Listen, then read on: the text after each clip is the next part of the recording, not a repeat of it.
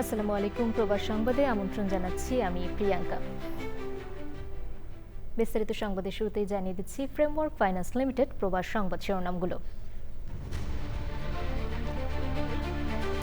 যুক্তরাষ্ট্রের সুপ্রিম কোর্টের রায়ে মার্কিন প্রেসিডেন্টের নির্বাহী ক্ষমতা বেড়েছে। ক্ষমতা বাড়লেও ট্রাম্পের বরখাস্ত করা লিসা কুক শপথেই বহাল থাকছেন।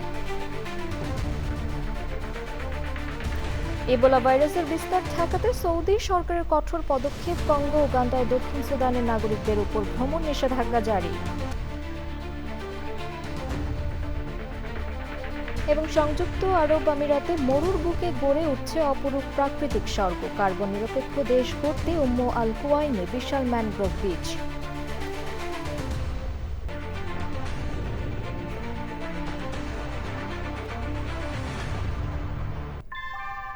নিউ ইয়র্কে প্রবীণদের কাছে আস্থার নাম অল কাউন্টি হোম কেয়ার। এখানে পাচ্ছেন প্রিয়জনের যত্নে অভিজ্ঞ কেয়ার গিভার। কল করুন 646-444-2266।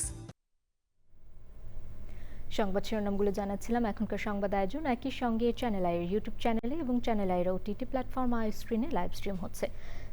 যাচ্ছে বিস্তারিত সংবাদে এবং শুরুতেই ইউএসএ সংবাদ।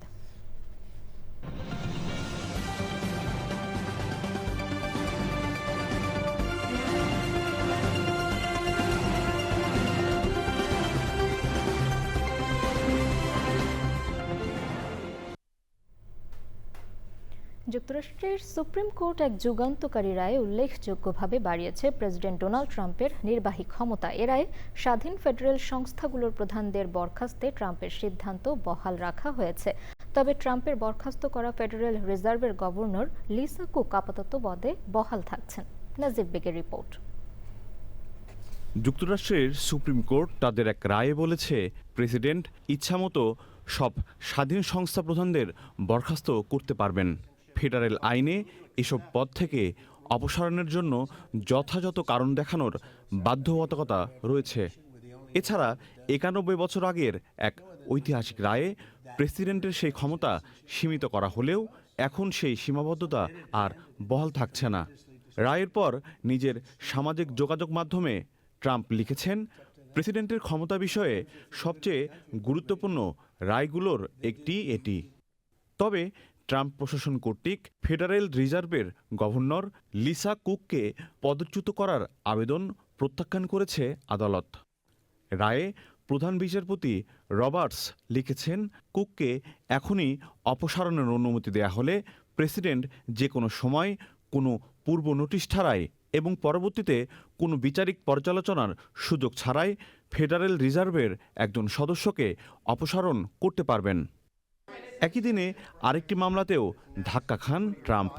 সেখানে ডাকযোগে পাঠানো ভোট নির্বাচন দিনের ডাকমোহর থাকলে পরে পৌঁছালেও গণনা করা যাবে কিনা এ প্রশ্নে আদালত ট্রাম্পের অবস্থানের বিপক্ষে রায় দেয়। রায়ে যুক্তরাষ্ট্রের সংবিধান উদ্ধৃত করে বিচারক বলেছেন, কংগ্রেস নির্বাচনের সময়, স্থান এবং পদ্ধতি নির্ধারণের ব্যাপক ক্ষমতা অঙ্গরাজ্যগুলোর রয়েছে। ডাকযোগে ভোট জালিয়াতির ঝুঁকি নিয়ে ট্রাম্পের অভিযোগও খারিজ করে দিয়ে আদালত বলেন, এ ধরনের বিষয় গণতান্ত্রিক প্রক্রিয়ার মাধ্যমেই সমাধান হওয়া উচিত। Najib Beg, channel I. New York City mayor Zohran Mamdani বলেছেন, তার রাজনৈতিক দর্শনের সাম্প্রতিক সাফল্য কেবল একটি শহর বা অঙ্গরাজ্যের মধ্যে সীমাবদ্ধ নয়, এটি যুক্তরাষ্ট্রের জাতীয় রাজনীতিতেও প্রভাব ফেলতে পারে। এবিসি নিউজের দিস উইক অনুষ্ঠানে সাংবাদিক জনাথন কার্লকে দেয়া সাক্ষাৎকারে মামদানি বলেন, মানুষের প্রধান উদ্বেগ এখন রাজনীতি নয়, প্রতিদিনের জীবনযাত্রার ব্যয়। I think we are seeing a hunger that is not just felt by New Yorkers, but frankly by Americans from coast to coast for a new kind of politics, one that puts working people at the heart of it. And I think for far too long, what we as a party have been able to say to New Yorkers who are struggling is simply to explain why they're struggling, not actually offer them a vision for how to make life better. It's not just New York City where working people are asking themselves, why can't I afford my rent? Why can't I afford my groceries? Why can't I find enough money in my pocket for childcare? যুক্তরাষ্ট্রের president Donald ট্রাম্পের federal রিজার্ভের governor Lisa কুককে বরখাস্তের সিদ্ধান্ত আটকে দিয়েছে দেশটির supreme court. সোমবার ৫ থেকে ৪ ভোটের রায়ে আদালত জানায়, আইনে নির্ধারিত প্রক্রিয়া অনুসরণ না করায় কুককে এখনই পদচ্যুত করা যাবে না। একই সঙ্গে আদালত স্পষ্ট করেছে ফেডারেল রিজার্ভের স্বাধীনতা রক্ষা করা যুক্তরাষ্ট্রের আর্থিক ব্যবস্থার জন্য অত্যন্ত গুরুত্বপূর্ণ। প্রধান বিচারপতি জন রবার্টসের লেখা রায়ে বলা হয়, প্রেসিডেন্ট ট্রাম্প লিজা কুককে বরখাস্তের আগে আইন অনুযায়ী আত্মপক্ষ সমর্থনের সুযোগ দেননি, ফলে তার বিরুদ্ধে আনা অভিযোগের জবাব দেওয়ার সাংবিধানিক অধিকার ক্ষুণ্ণ হয়েছে।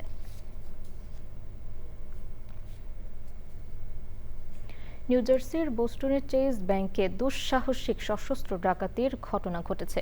মুখোশধারী এক বন্দুকধারী দিনের আলোয় ব্যাংকে ঢুকে অস্ত্রের মুখে প্রায় $12,000 লুট করে পালিয়ে যায়। ঘটনার পর থেকেই তাকে ধরতে ব্যাপক অভিযান চালাচ্ছে আইনশৃঙ্খলা বাহিনী। জানা গেছে, সন্দেহভাজন ব্যক্তি স্কি মাস্ক, সানগ্লাস ও গ্লাভস পরে ব্যাংকে প্রবেশ করে। হাতে থাকা পিস্তল দিয়ে সে ক্যাশ দাবি করে প্রায় $12,000 নিয়ে দ্রুত পালিয়ে যায়। তদন্তকারীদের তথ্য অনুযায়ী পালানোর জন্য একটি ধূসর বা রূপালী রঙের গাড়ি ব্যবহার করে। সন্দেহভাজনকে শ্বেতাঙ্গ, বয়স আনুমানিক 50-এর ঘরে বলে ধারণা করা হচ্ছে। $বিলিয়ন আত্মসাৎ ও প্রতারণার মামলায় গুয়ো ওয়েনগুই নামের চীনের এক ধনকুবেরকে 30 বছরের কারাদণ্ডাদেশ দিয়েছেন যুক্তরাষ্ট্রের একটি আদালত। কারাদণ্ডাদেশপ্রাপ্ত ওই ব্যবসায়ী একসময় চীনের সেরা ধনীদের একজন হিসেবে পরিচিত পেয়েছিলেন। চীনে আবাসন ব্যবসার সঙ্গে জড়িত থাকার সময় গুয়ের বিরুদ্ধে অনিয়ম দুর্নীতির অভিযোগ ওঠে। 2017 সালে চীন থেকে পালিয়ে যুক্তরাষ্ট্রে যান তিনি। শুরু থেকেই তার বিরুদ্ধে ওঠা অভিযোগগুলো মিথ্যা বলে দাবি করে আসছিলেন ওয়েনগুই। রাজনৈতিক আশ্রয়ে যুক্তরাষ্ট্রে বসবাসের সময় নিজেকে চীন সরকারের একজন কড়া সমালোচক হিসেবে নিজের পরিচয় দেন তিনি। সে সময় অনলাইনে একনিষ্ঠ কিছু অনুসারীও পেয়ে যান ওই ধনকুবের। কিন্তু পরবর্তীতে তার বিরুদ্ধে চাঁদাবাজি, প্রতারণা, অর্থ আত্মসাৎ এবং পাচারের নানা অভিযোগ ওঠে। মামলায় দোষী সাব্যস্ত হওয়ায় ওয়েনগুইকে 30 বছরের কারাদণ্ডাদেশ দেন নিউ ইয়র্কের একটি আদালত। বাংলাদেশ জাতীয় ফুটবল দলের অধিনায়ক জমাল ভুঁইয়াকে নিয়ে মিট অ্যান্ড গ্রিটের আয়োজন করেছে গ্লেমপ্লিফাই নামে একটি সোশ্যাল মিডিয়া পেজ। নিউ ইয়র্কে এক অনুষ্ঠানে বাংলাদেশের ফুটবলের উন্নয়নে প্রবাসীদের এগিয়ে আসার আহ্বান জানান আয়োজকরা। মার্কিন যুক্তরাষ্ট্রে বিশ্বকাপের উন্মাদনায় বাংলাদেশ জাতীয় ফুটবল দলের অধিনায়ক জমাল ভুঁইয়ার সঙ্গে ভক্তদের সাক্ষাতের সুযোগ করে দিল খেলা নিয়ে জ্ঞানভিত্তিক প্রতিযোগিতা পরিচালনা করা সোশ্যাল পেজ গ্লেমপ্লিফাই। বাংলাদেশ একদিন ফুটবল বিশ্বকাপে খেলবে এমন আশাবাদ জানান অধিনায়ক জমাল ভুঁইয়া। So আমরা যদি let's say we have 10-15 players from outside who has a very good level, then we can talk about World Cup dreams. এবারে অন্যান্য সংবাদ। ইবোলা ভাইরাসের বিস্তার ঠেকাতে সতর্কতামূলক পদক্ষেপ নিয়েছে সৌদি সরকার। ইবোলা ভাইরাস সংক্রমণ ছড়িয়ে পড়া আফ্রিকার 3টি দেশ কঙ্গো, উগান্ডা ও দক্ষিণ সুদানের নাগরিকদের উপর ভ্রমণ নিষেধাজ্ঞা জারি করেছে দেশটি। ইতোমধ্যে এয়ারলাইন্সগুলোকে সতর্ক করেছে দেশটির সিভিল এভিয়েশন কর্তৃপক্ষ। তবে সতর্কতা অবলম্বন করার পরামর্শ দিয়েছেন সংশ্লিষ্টরা। সৌদি আরব থেকে MY আলাউদ্দিনের প্রতিবেদন। পবিত্র হজ পালন শেষে দেশে ফিরে যাচ্ছেন বাংলাদেশ ও বিশ্বের বিভিন্ন দেশ থেকে আগত আসা হাজিরা। এরই মধ্যে পবিত্র উমরা পালনের অনুমতি দিয়েছে দেশটি। বিশ্বের বিভিন্ন দেশ থেকে ইতিমধ্যে উমরা পালনের জন্য বিপুল সংখ্যক উমরা যাত্রী আসতে শুরু করেছে দেশটিতে। সম্প্রতি আফ্রিকার 3টি দেশ কঙ্গো, উগান্ডা ও দক্ষিণ সুদানে ইবোলা ভাইরাসের সংক্রমণ শনাক্ত হয় উল্লেখিত দেশগুলোর নাগরিকদের উপর সাময়িক ভ্রমণ নিষেধাজ্ঞা দিয়েছে সৌদি সরকার। যদিও এই নিষেধাজ্ঞায় উমরা পালনে কোনো প্রভাব পড়বে না বলে মনে করছেন সংশ্লিষ্টরা। উমরা অলরেডি আমরা শুরু করেছি, গ্রুপ আসতেছে এবং ভেরি পজিটিভ। গভর্নমেন্টও মাশাআল্লাহ ভেরি এফিসিয়েন্ট সার্ভিস দিচ্ছে। এদিকে 3টা দেশ যে ইবোলা ভাইরাসের কারণে যে ব্যান করছে, এটা আমার মনে হয় না আমাদের মক্কাতে কোনো এফেক্ট হবে। ব্যবসা খুবই ভালো যাবে, সবার জন্য খুব সুখবর এটা। ইনশাআল্লাহ আমরা আশা করি যে আরো ভালো কিছু হোক। বাংলাদেশে এই ধরনের সংক্রমণের কোনো খবর না এলেও উমরা যাত্রী সহ বিভিন্ন দেশে ভ্রমণকারীদের সতর্কতা অবলম্বন করার আহ্বান জানিয়েছেন মক্কায় বাংলাদেশ হজ মিশনের কাউন্সিলর হজ মোহাম্মদ কামরুল ইসলাম। বাংলাদেশে যেহেতু ইবোলা ভাইরাসের আক্রমণ দেখা যায়নি, সেহেতু বাংলাদেশ থেকে উমরাতে আসার কোনো বাধা নেই। তবে স্বাস্থ্য ঝুঁকি সংক্রান্ত বিষয়ে বাংলাদেশ থেকে আগত উমরা যাত্রীদের অবশ্যই সচেতন থাকতে হবে এবং আগাম সতর্কতামূলক ব্যবস্থা গ্রহণ করতে হবে, যাতে স্বাস্থ্য ঝুঁকি সংক্রান্ত ব্যবস্থা এড়িয়ে সুস্থতার সাথে উমরা করে দেশে ফিরে যাওয়া যায়। তো সৌদি আরবে ইবোলা ভাইরাসের কোনো সংক্রমণের খবর পাওয়া যায়নি। তবে এরপরেও দেশটি বিশ্বের বিভিন্ন দেশ থেকে আগত বিশেষ করে 3টি দেশের উপরে যে নিষেধাজ্ঞা জারি করেছে এটিকে স্বাগত জানিয়েছে স্থানীয় ব্যবসায়ীরা। তারা বলছে সৌদি সরকার এসব পদক্ষেপ ব্যবসা বাণিজ্য ক্ষেত্রে এবং স্বাস্থ্যগত ক্ষেত্রে ভালো ভূমিকা রাখবে বলে মনে করছেন সংশ্লিষ্টরা। পবিত্র মক্কা থেকে MY আলাউদ্দিন, চ্যানেল আই। জার্মানির উত্তরাঞ্চলীয় শহর স্টাডেতে মা ও শিশু সহায়তা কেন্দ্রে বন্দুক হামলায় 6 জন নিহত হয়েছেন। তাদের মধ্যে 4 জন নারী ও 2 জন পুরুষ। নিহতদের সবাই সহায়তা কেন্দ্রের কর্মী ছিলেন। আহত হয়েছেন কয়েকজন। পুলিশ জানায় 3 মাস বয়সী শিশুকে ঘিরে বিরোধ থেকেই হামলার ঘটনা ঘটে। হামলার ঘটনায় ওই শিশু ও তার মা অক্ষত আছেন। এ ঘটনায় 45 বছর বয়সী এক সন্দেহভাজনকে আটক করা হয়েছে।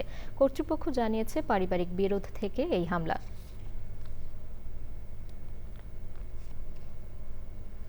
কানাডার ব্রিটিশ কলম্বিয়ার উপকূলে একটি চার্টার মাছ ধরার নৌকা ডুবে 4 পুরুষ ও 2 নারী সহ 6 জন মারা গেছেন বলে আশঙ্কা করছে কানাডা পুলিশ। দুর্ঘটনার সময় নৌকাটিতে 10 জন আরোহী ছিলেন। কাছাকাছি থাকা একটি পালতোলা নৌকার দম্পতি জরুরি সংকেত পাঠালে উদ্ধার অভিযান শুরু হয়। পরে 4 জনকে জীবিত উদ্ধার করা সম্ভব হয়। ডুবে যাওয়া নৌকাটির অবস্থান শনাক্ত করতে বিশেষায়িত আন্ডার ওয়াটার রিকভারি টিম মোতায়েন করা হয়েছে।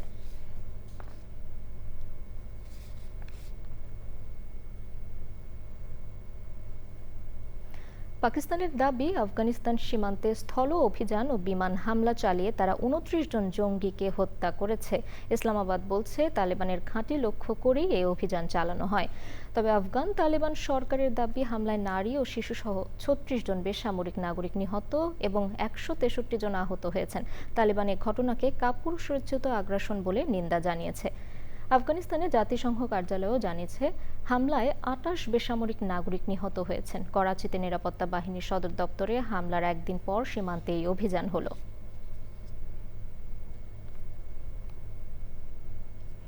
মার্কিন প্রেসিডেন্ট ডোনাল্ড ট্রাম্প বলেছেন, মধ্যপ্রাচ্যে যুদ্ধ বন্ধে যুক্তরাষ্ট্র ইরানের চুক্তি পরবর্তী আলোচনার জন্য কাতারের রাজধানী দোহায় বৈঠক বসছেন দুদেশের শীর্ষ কর্মকর্তারা। তেহরানের অনুরোধে এই বৈঠক হচ্ছে বলেও জানিয়েছে ট্রাম্প। তবে ইরানের কর্মকর্তারা বলেছেন, দোহায় যুক্তরাষ্ট্রের সাথে এ সপ্তাহে বৈঠক হচ্ছে না। দুপক্ষের বিপরীতধর্মী বক্তব্যে বৈঠক নিয়ে সংশয় দেখা দিয়েছে। ইরানের পররাষ্ট্র মন্ত্রণালয় জানিয়েছে, জব্দ করা ইরানি তহবিল ফেরত না পাওয়া পর্যন্ত তারা বৈঠকে অংশ নেবে না। দোহায় একটি কারিগরি দল পাঠানো হবে, যাদের কাজ হবে দুদেশের মধ্যে সমঝোতা স্মারকটি বাস্তবায়নের মাত্রা নিয়ে আলোচনা করা। এছাড়া ইরানের তহবিল ছড়ানোর বিষয়টি খতিয়ে দেখতে তারা দোহায় একটি বিশেষজ্ঞ প্রতিনিধি দল পাঠাবে। এদিকে যুক্তরাষ্ট্র ইরান সম্ভাব্য আলোচনার খবরে আন্তর্জাতিক বাজারে কমেছে তেলের দাম। ওমানের পররাষ্ট্রমন্ত্রী বলেছেন, হরমুজ প্রণালী দিয়ে চলাচলকারী জাহাজের ওপর ট্রানজিট ফি আরোপের বিষয়টি তারা সমর্থন করে না। তবে সামুদ্রিক, পরিবেশগত ও নৌ চলাচল পরিষেবার জন্য চার্জ আরোপের বিষয়ে তারা ইতিবাচক। সংযুক্ত আরব আমিরাত মানেই শুধু চোখ ধাঁধানো বুর্জ খলিফা কিংবা বিলাসবহুল জীবনযাত্রা নয়, এর বাইরেও রয়েছে এক অপরূপ প্রাকৃতিক স্বর্গ। কার্বন নিরপেক্ষ দেশ করার লক্ষ্যে আমিরাতের আল কুআইন গড়ে উঠেছে বিশাল ম্যানগ্রোভ বীজ। মরুভূমির বুকে প্রকৃতির এই অনন্য ছোঁয়া দেখতে ভিড় করছেন প্রবাসী বাংলাদেশিরাও। আরব আমিরাত প্রতিনিধি জাশিদুল ইসলামের পাঠানো তথ্যে ভিডিও ডেস্ক রিপোর্ট। চারদিকে নীল জলরাশি আর তার মধ্যেই মাথা উঁচু করে দাঁড়িয়ে আছে সবুজ পাতার সমারোহ। এটি কোনো চিরচেনা উপকূলীয় বনাঞ্চল নয়, বরং আরব আমিরাতের আল কুআইনের দৃষ্টিনন্দন ম্যানগ্রোভ বীজ।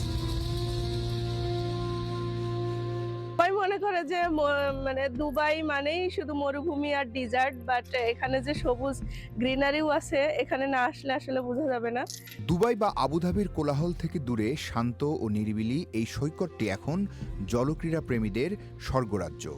সাঁতার, স্নোরকেলিং, কায়ালিং কিংবা প্যাডেল বোর্ডিংয়ের পাশাপাশি রাতে থাকার জন্য রয়েছে দারুণ কটেজ সুবিধা।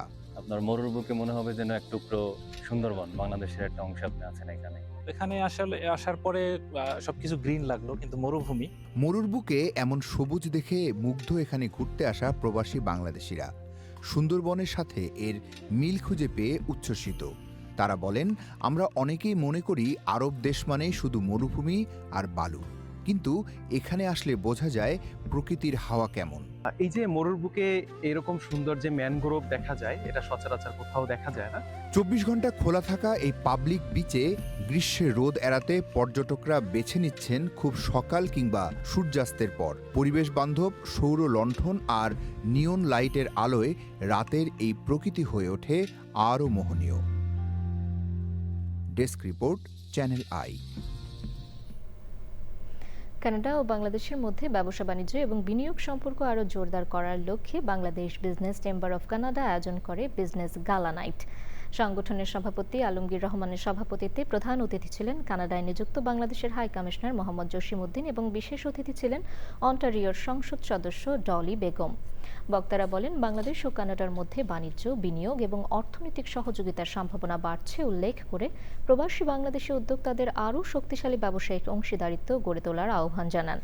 অনুষ্ঠানে ব্যবসায়ী, উদ্যোক্তা, ব্যাংকার, বিনিয়োগকারী, পেশাজীবী, নির্বাচিত জনপ্রতিনিধি এবং কমিউনিটি নেতারা অংশ নেন। দর্শক, সবশেষে ফ্রেমওয়ার্ক ফাইন্যান্স লিমিটেড প্রবাস সংবাদ শিরোনামগুলো জানিয়ে দিচ্ছি আরও একবার। যুক্তরাষ্ট্রের সুপ্রিম কোর্টের রায়ে মার্কিন প্রেসিডেন্টের নির্বাহী ক্ষমতা বেড়েছে। ক্ষমতা বাড়লেও ট্রাম্পের বরখাস্ত করা লিজা কুক শপথেই বহাল থাকছেন। ইবোলা ভাইরাসের বিস্তার ঠেকাতে সৌদি সরকারের কঠোর পদক্ষেপ। কঙ্গো, উগান্ডা, দক্ষিণ সুদানের নাগরিকদের উপর ভ্রমণ নিষেধাজ্ঞা জারি।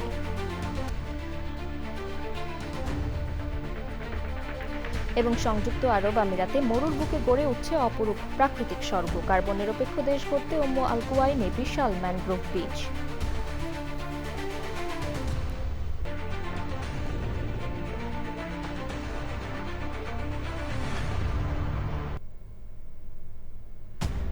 বাংলাদেশ স্যাটেলাইট কোম্পানি লিমিটেড পরিচালিত জরিপ অনুযায়ী আগের মাসগুলোর মতো মে মাসেও টিআরপি টপার অর্থাৎ দেশের সবচেয়ে জনপ্রিয় টেলিভিশন চ্যানেল আই এর সর্বশেষ সংবাদ জানতে ভিজিট করুন channelionline.com-এ। আমাদের সোশ্যাল মিডিয়া প্ল্যাটফর্মগুলোর পাশাপাশি যুক্ত থাকুন ওটিটি প্ল্যাটফর্ম আই স্ক্রিনের সাথে। বিশ্বকাপের সবগুলো ম্যাচ দেখা যাবে চ্যানেল আই এর জনপ্রিয় ওটিটি প্ল্যাটফর্ম আই স্ক্রিনে। দর্শক, এই ছিল প্রবাস সংবাদ। সবাইকে ধন্যবাদ।